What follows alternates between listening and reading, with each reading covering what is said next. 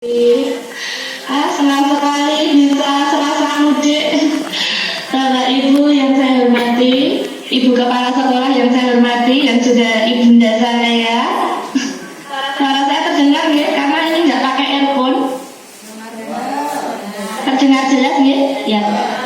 Bapak Ibu guru SD 0010 yang juga dulu adalah Bapak Ibu guru saya, Pak Samingan, Bu Eni, lama tidak berjumpa ya Pak Jum, dan Bapak Ibu guru semua yang mungkin baru pertama kali bertatap muka, tatap maya dengan saya. Alhamdulillahirabbil alamin, sangat bahagia rasanya begitu. Ini seperti mudik via Meet. Alhamdulillahirabbil alamin, puji syukur kehadirat Allah Subhanahu wa ta'ala yang melimpahkan rahmat karunia sehingga pada siang hari ini dengan semangat Bapak Ibu yang tergerak untuk mempelajari secara mandiri implementasi kurikulum Merdeka, khususnya untuk penyusunan ATP dan juga modul ajar. Salawat serta salam senantiasa tercurah kepada junjungan kita Nabi Agung Muhammad SAW yang kita anak satu teman nanti yang mengoperatori kegiatan kita hari ini. Ada Pak Sudarno. Pak Sudarno mungkin bisa dinyalakan dulu kameranya. Say hello dengan teman-teman dari SD 010. Pak Sudarno. Selamat pagi Bapak Ibu semua. Kebetulan ini kita sampai di kelas, jadi mohon maaf kalau agak rame ini. Saya Sudarno dari SD Negeri Jageran Mimika Bulan. Itu saja mungkin dari saya. Yang Assalamualaikum warahmatullahi wabarakatuh. Terima kasih Pak Darno. Langsung kita share PPT materi. Bapak Ibu mohon izin memperkenalkan diri. Saya Feni Nuraini Rohadi, putri sulungnya Bu Nurbiati. Saya mengajar sejak tahun 2010 di SD Negeri Jaraan, kemudian tahun 2022 tepatnya di Januari mendapatkan SK tugas yang baru menjadi kepala sekolah di SD Negeri 1 Padoan. Dari rumah sekitar 15 menit, itu kalau pelan sekali. Nah itu lumayan dekat dari rumah SD saya gitu. Jadi kalau dibilang implementasi kurikulum Merdeka itu narasumbernya terlisensi, Bapak Ibu yang terlisensi secara resmi itu yang masuk dalam komunitas penggerak. Ada guru penggerak, sekolah penggerak, kepala sekolah penggerak. Nah karena sekolah kami itu IKM milik nomor 2 mandiri berubah, sehingga kami melaksanakan kurikulum Merdeka secara mandiri dengan mengusahakan pendampingan secara mandiri juga seperti yang Bapak Ibu laksanakan sekarang. Jadi sekolah kami mengundang narasumber dari UNY itu secara mandiri, kemudian dan narasumber-narasumber yang lain. Nah narasumber mana yang kita pilih itu tidak harus yang terlisensi, karena terlisensi itu berarti dia masuk ke komunitas penggerak.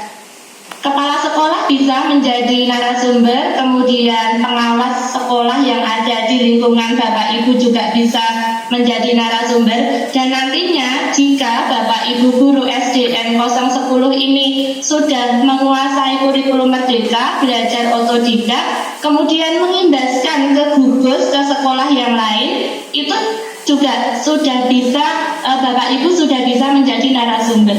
Jadi IKM pilihan nomor 2 ini betul-betul diserahkan secara mandiri kepada sekolah, bagaimana sekolah bisa mengimplementasikan, melakukan pendampingan secara mandiri, tidak harus mengundang dari LPMP atau UNY begitu.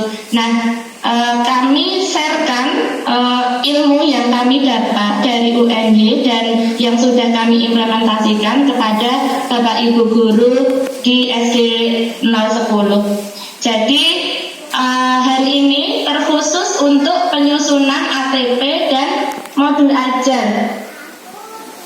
Karena kalau bicara IKN itu sangat luas, nanti ada PMM, ada kurikulumnya. Nah ini terkhusus untuk modal Bapak Ibu dalam mengajar di kelas. Jadi terkhusus untuk ATP dan modul ajar.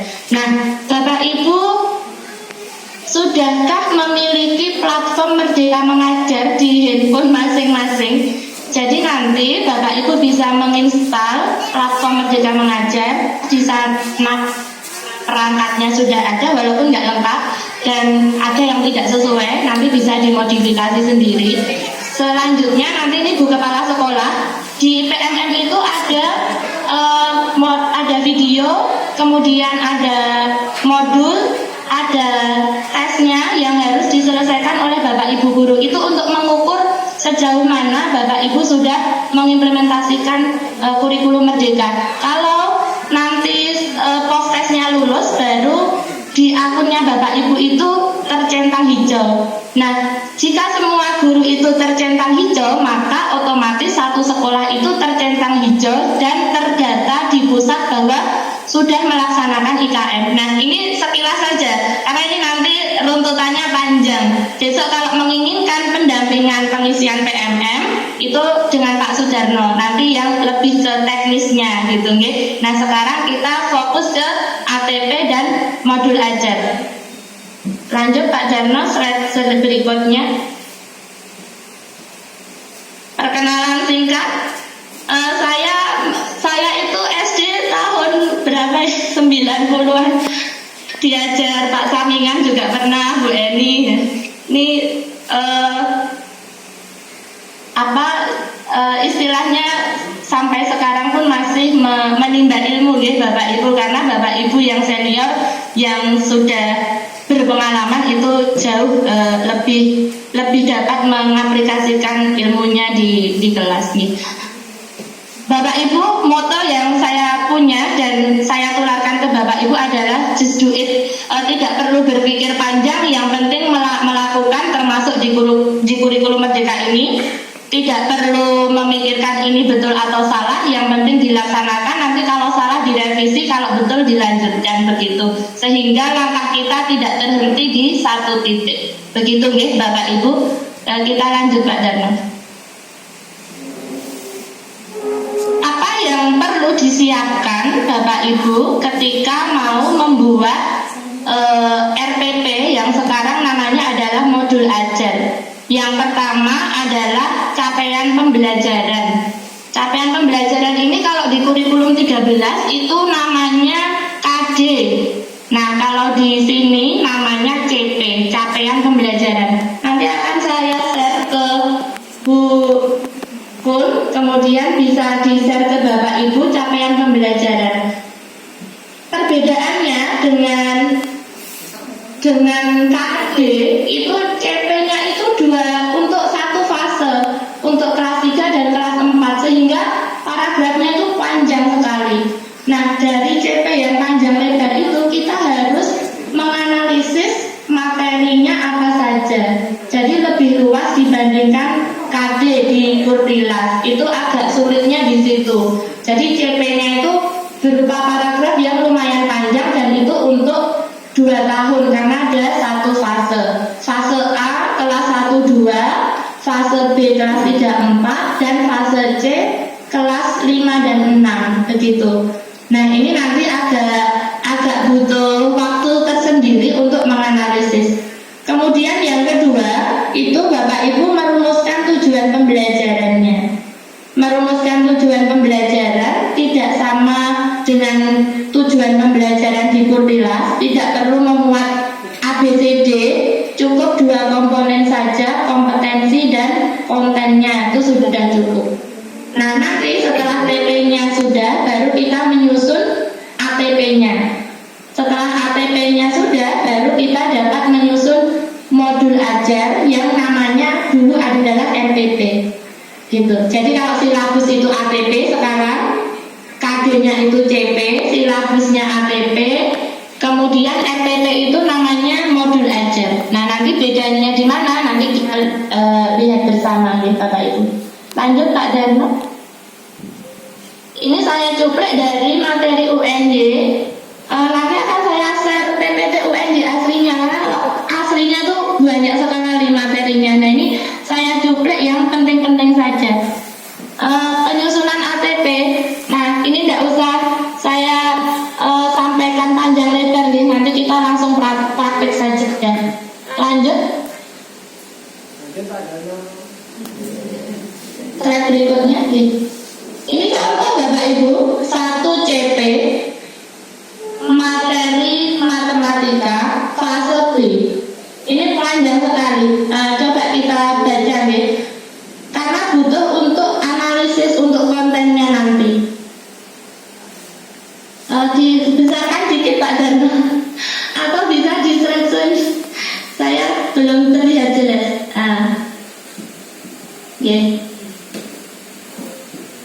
Nah, pada akhir fase B, peserta didik menunjukkan intuisi bilangan pada bilangan cacah sampai 10.000. Dan sampai di sini kita dapat tahu bahwa kontennya adalah bilangan. Itu yang pertama. Mereka dapat membaca, menulis, menentukan nilai tempat, membandingkan. Sampai di sini kita baru tahu bahwa ini tentang nilai tempat nantinya. Nah, kalimat berikutnya, mereka juga dapat menyelesaikan masalah berkaitan dengan uang menggunakan ribuan. Ada materi lagi di sini. Kalimat berikutnya, mereka dapat melakukan operasi perkalian dan pembagian bilangan cacah. Ada materi lagi yang berbeda, operasi hitung campuran. Di kalimat berikutnya, mereka juga dapat menyelesaikan masalah berkaitan dengan kelipatan dan faktor. Sudah dapat berapa materi Bapak Ibu? Tadi bilangan, operasi hitung, KPK FPB. Berikutnya lagi ada membandingkan dan mengurutkan pecahan. Nah, ini perbedaannya si KD-nya kurikulum 13 dengan CP kurikulum Merdeka. Dalam CP kurikulum Merdeka ini untuk satu fase sehingga luas sekali. Kita nanti harus menganalisis satu persatu. Menganalisisnya di mana? Di ATP. Kita ke ATP sekarang. Kalau saya terlalu cepat, bisa instruksi langsung yang bergabung di sini bisa via chat dalam pesan, atau mungkin ada yang mau ditanyakan langsung juga dipersilahkan. Tidak menunggu sesi tanya jawab, tidak apa-apa, nanti tidak lupa. Nah, ini langsung saja Bapak Ibu bisa langsung instruksi. Ke slide berikutnya Pak Darno yang ATP. Nah, ruang lingkup materi yang pertama ini bilangan Bapak Ibu tadi. Di kalimat pertama itu bilangan. Setelah dapat ruang lingkup materi, kita menentukan tujuan pembelajarannya. Pak Darno tolong di bold kata menentukan. Di kuning-kuning Pak, kata menentukan. Kata kuncinya di sini. Menentukan ini jika dilihat dari kata kerja operasional belum dia masuk ke C4. Artinya pembelajarannya nanti sudah mengarah ke host. Jadi Bapak Ibu dalam menentukan tujuan pembelajaran, pilih KKO-nya mau C1, C2, C3, C4, C5 atau C6. Nanti dilihat dari KKO belum revisi 2019. Nanti saya share juga. Nah, kami di sekolah memilih KKO-nya menentukan itu C4. Kalau KKO-nya menentukan C4, nanti Bapak Ibu indikatornya bisa mulai dari C1, C2, C3 baru ke C4. Soalnya bagaimana? Soalnya juga mulai dari C1. Artinya materi prasyarat C1-nya terkuasai, C2-nya terkuasai, C3-nya terkuasai. Sebelum anak bisa menentukan nilai tempat, berarti anak harus bisa apa?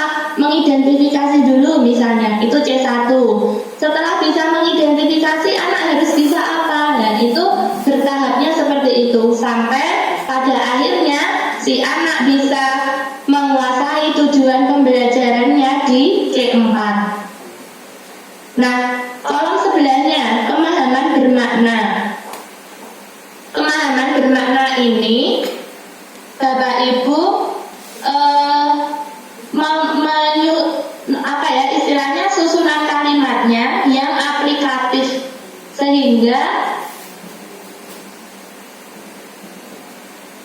jadi nanti susunan masuk dulu sebentar ya.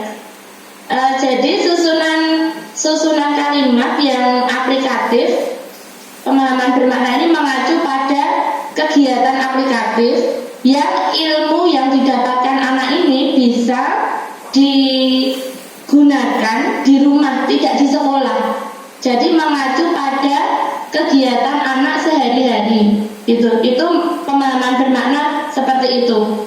Jadi bukan sekedar anak bisa mengerjakan soal, namun bisa menggunakan konsep bilangan dalam kehidupan sehari-hari. Dalam kehidupan sehari-hari ini bisa didetailkan kegiatannya apa, seperti itu. Nah, di sini untuk penafsiran kegiatan jual beli, bisa nanti di rumah, di kegiatan jual beli di pasar dan sebagainya. Kemudian untuk rencana asesmen di kolom sebelahnya. Nah, perbedaannya dengan kurikulum 13, dulu kita mengenal ada penilaian sikap, penilaian kognitif, penilaian psikomotor. Nah, di sini ada 3 penilaian, Bapak Ibu. Penilaian diagnostik itu di awal kapan? Di awal semester bisa. Di tempat saya dilakukan di awal semester. Bahasanya apa yang gampang? Pretest. Asesmen diagnostik bisa di awal semester, bisa di awal materi, bisa, tapi tidak perlu setiap hari. Tapi kalau Bapak Ibu mau melaksanakan setiap hari itu juga dipersilahkan. Artinya asesmen diagnostik ini untuk mengukur sejauh mana anak punya pemahaman awal dalam menguasai materi yang akan dipelajari, begitu.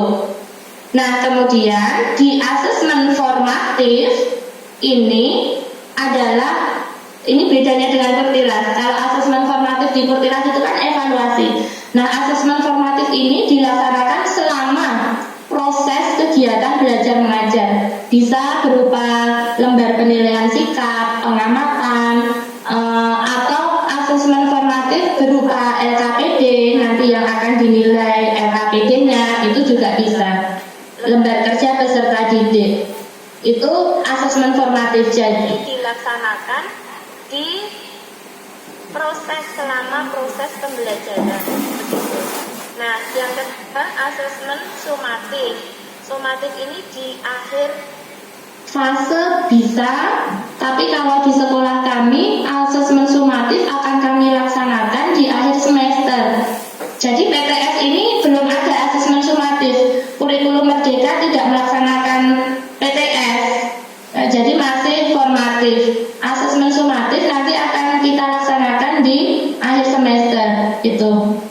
Cuma nanti berbeda lagi, Bapak Ibu. Kalau di PP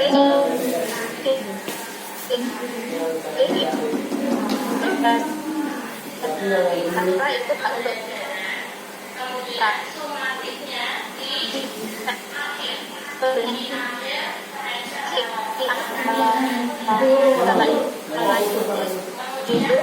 kemudian metode pembelajarannya ini bebas saja. Bapak Ibu mau menggunakan berbagai metode. Kan ini sekreatifnya Bapak Ibu. Namun metode ini diwadahi dengan satu model pembelajaran, sehingga nanti modul ajarnya itu ada sintaknya. Misal model pembelajarannya problem based learning. Nah, nanti dalam model pembelajaran problem based learning ini metodenya macam-macam. Kalau modelnya satu, metodenya bisa banyak. Pendekatannya juga satu bisa, dua bisa. Begitu Bapak Ibu. Tampaknya PPT saya sudah selesai nih. Materinya cukup singkat, padat. Sekarang saya akan mengajak Bapak Ibu untuk mereview modul ajar. Silahkan. Nah ini nanti kita mereview modul ajar. Ini modul ajar hasil dari mahasiswa saya, mahasiswa PPG dalam jabatan. Kebanyakan juga banyak yang dari Riau belajarnya ini. Mohon ditampilkan Pak.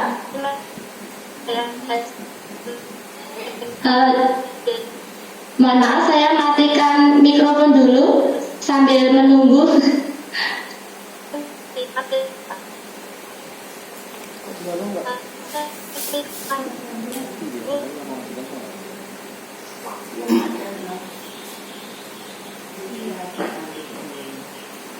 Kotak di sini, makanya dicoba.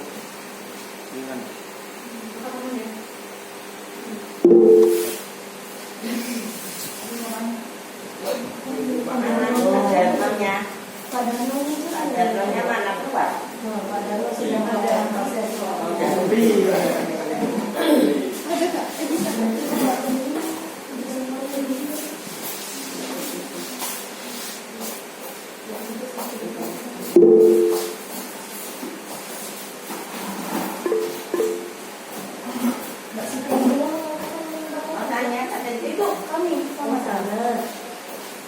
Ya, silakan makan dan snack bisa dinikmati di meja Bapak Ibu. Ibu itu kasih snack enggak? aku snacknya di paket.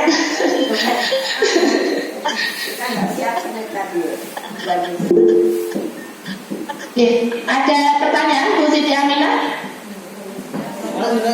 Mati hidup ini nggak mau. Silakan. Yang disangkanya mau nanya, yang tadi yang karena bukan soalnya jaringannya bermasalah. Yang Asesmen? Iya, yang asesmen sumatif. Oh, asesmen sumatif. Asesmen sumatif dilaksanakan di akhir fase bisa. Padahal akhir fase itu pertimbangan kami terlalu lama ya, karena fasenya itu kan 2 tahun. Nah, maka sekolah kami memilih akhirnya tes sumatifnya di akhir semester. Nah, dengan apa? Itu nanti akan kami samakan seperti soal PAS. Namun, Bapak Ibu bisa menyusun